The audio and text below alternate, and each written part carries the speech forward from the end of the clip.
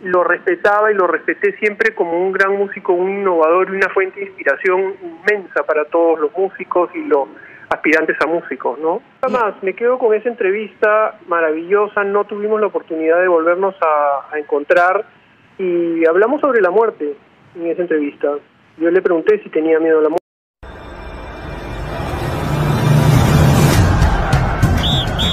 Hoy es un día triste para Perú. El renombrado cantautor Pedro Suárez Vértiz falleció en su hogar hoy, después de haberse retirado del ámbito musical debido a una enfermedad neurológica que lo mantuvo alejado de los escenarios. Con su inmensa contribución a la escena musical peruana, no solo a través de sus temas, sino también como un ícono de la música, deja atrás un legado perdurable. A los 54 años, el repentino fallecimiento de Pedro Suárez Vértiz ha impactado a sus seguidores, ya que a pesar de su retiro de la vida social debido a su enfermedad, se mantenía activo en las redes sociales, donde compartía pensamientos, historias y expresaba su opinión sobre la actualidad nacional. A través de estas plataformas incluso logró lanzar su libro Yo Pedro y mantuvo vigente su propia banda, que realizó giras tanto por el Perú como por el mundo. Los medios internacionales se dieron el tiempo de escribir artículos tras el fallecimiento de Pedro Suárez Vértiz. Medios informativos de Chile, Bolivia, Colombia, Argentina, México, España y sobre todo centroamericanos, donde Pedro una vez mencionó cómo su música había pegado bastante en Centroamérica, así que países como El Salvador, Panamá, República Dominicana, Costa Rica también dedicaron artículos tras el fallecimiento de nuestro gran representante nacional.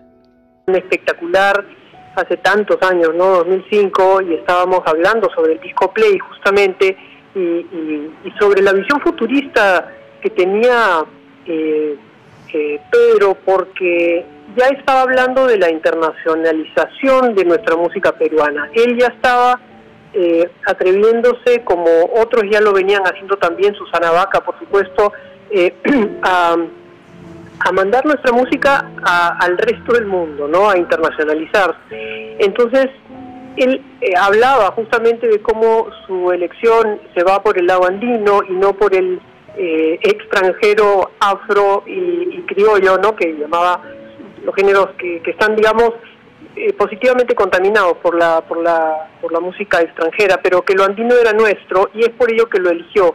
Me gusta mucho cómo se dio esta entrevista, la veo, me río, era tan ocurrente, siempre, como digo al final de la entrevista, tú no tienes pelos en la lengua. Pedro decía exactamente lo que pensaba y lo hizo hasta el final de sus días, ¿no? Entonces es muy rico escuchar esta entrevista porque nos abre los ojos a todos, a los futuros músicos, a los actuales músicos, a no quedarnos contentos con las cosas tal como están, sino investigar.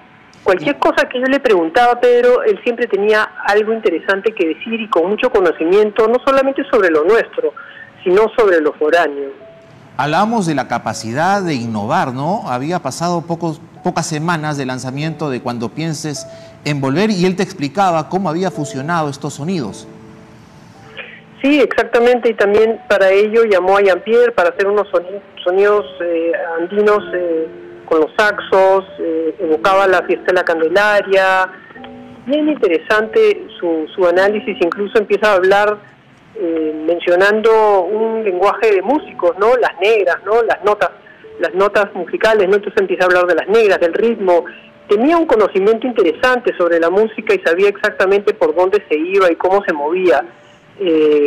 Conversando esta mañana también con Mario Bellini, quien vivió en el mismo edificio que vivía Pedro, nos contaba cosas lindas que ojalá que puedan también rescatar esos testimonios de Pedro, digamos, a través de otras personas, ¿no? De gente que ha vivido muy cerca de él, fanático de los Beatles. Tuvo que poner el piano que no entraba en su departamento, me lo contaba Mario, y que lo vamos a pasar también en la radio, y que no entraba el piano en su departamento y lo tuvo que poner en el lobby, y él se ponía a tocar el piano en el lobby, y todo el mundo todo el mundo escuchaba, ¿no? Sí, Mabela, y después de esta entrevista, un poco, ¿cuál fue la sensación que te dejó, no? Porque a veces uno tiene una percepción de un artista tras la pantalla, ¿no? Pero, sin embargo, cuando ya uno lo tiene enfrente, conversa, nos hablabas de que él tenía mucho conocimiento, no solamente de la música, sino también es bastante, o era bastante reflexivo de la coyuntura nacional. ¿Y cuál es esa sensación que te dejó? Y si después de esto tuviste la oportunidad también de volverlo a encontrar de repente en algún escenario, alguna otra entrevista, alguna otra parte aquí en el país, alguna conversación telefónica. No, nunca más. Me quedo con esa entrevista maravillosa. No tuvimos la oportunidad de volvernos a encontrar y hablamos sobre la muerte en esa entrevista. Yo le pregunté si tenía miedo a la muerte. Me dijo, tengo miedo de la forma de morir, ¿no? Fue una entrevista bien interesante porque hablamos de todo, de eso, hablamos también de dónde viene él y cómo el hecho de haber venido de abajo le daba como un hambre y unas ganas de más, y eso es lo que él también rescataba, ¿no? Un chico de esquina que igual sí vivió en San Isidro, pero vino de abajo. Entonces conocí a ese ser humano, ¿no? Ese chico con ganas de contar su historia, sencillo, simple, reflexivo a la vez.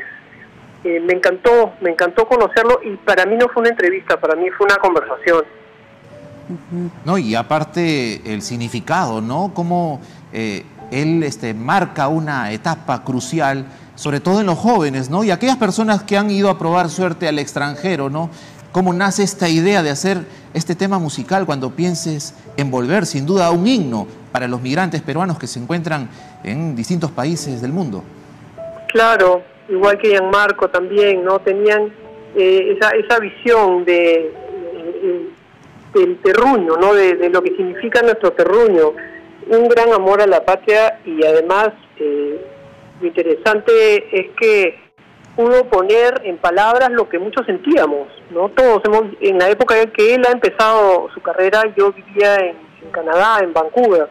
Estamos hablando de finales de los 80, los 90, comienzos de los 90. Entonces ha sido interesante. Yo no pertenecía necesariamente al mundo del rock. Yo he sido siempre jazz, música brasileña, y después Sonidos del Mundo ya me abrió todo el panorama. Pero justo en ese año que hemos hecho el programa, que yo calculo que ha sido 2004-2005, porque en el 2004 lanza Play. 2005 fue. Claro, 2005, claro, porque sí, ya estábamos en pleno verano y él acababa de lanzarlo a finales del año pasado, del año anterior, perdón. Entonces, si bien yo no era una seguidora de Pedro, lo respetaba y lo respeté siempre como un gran músico, un innovador y una fuente de inspiración inmensa para todos los músicos y los aspirantes a músicos, ¿no? ¿Y hay alguna canción que recuerdes, si podrías, porque tiene una vasta producción, el tiempo tenemos muy corto, pero de repente canciones que te interpretó en ese momento y que en adelante, incluso ahora, siempre lo recuerdas? De hecho, cuando pienses en volver, ese es el sello y lo que marcó un poco el programa también, y la que más me gusta. Muchísimas gracias por haber estado con nosotros, por haber compartido esta grata experiencia, de haber podido entrevistar a Pedro Suárez Vértiz en el año 2005, ¿no? En una época donde estaba prácticamente en uno de los picos más altos de su carrera. Muy bien, realizó esta valiosa entrevista, una conversación, como ella califica, con el gran Pedro Suárez Vértiz, que hoy ya está en el regazo de nuestro Señor. Muchísimas gracias, Mabel, hasta una próxima oportunidad.